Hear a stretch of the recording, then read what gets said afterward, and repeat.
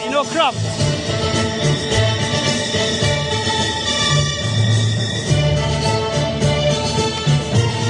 Might go this way.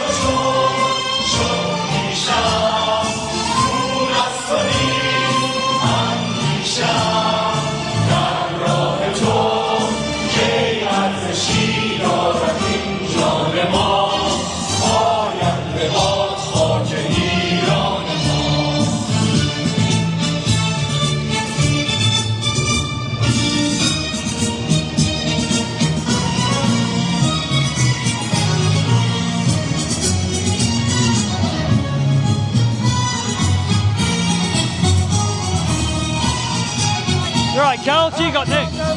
Yeah. Yeah, most probably. Sorry, bro.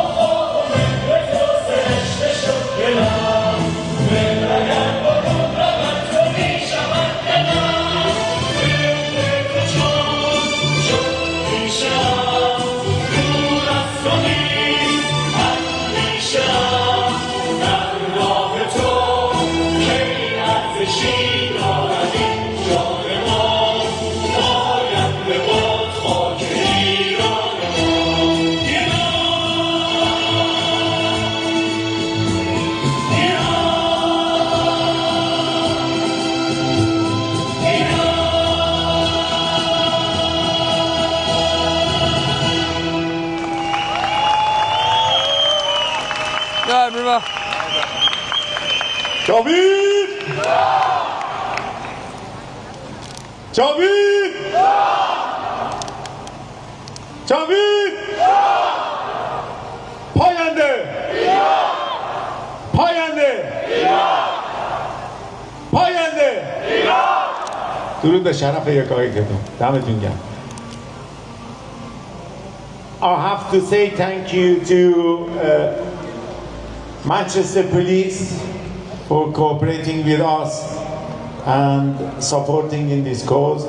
Also Manchester Council, City Council, to providing us this place and let us to have these gatherings and also protest through Manchester in the last 7 months. Thanks very much.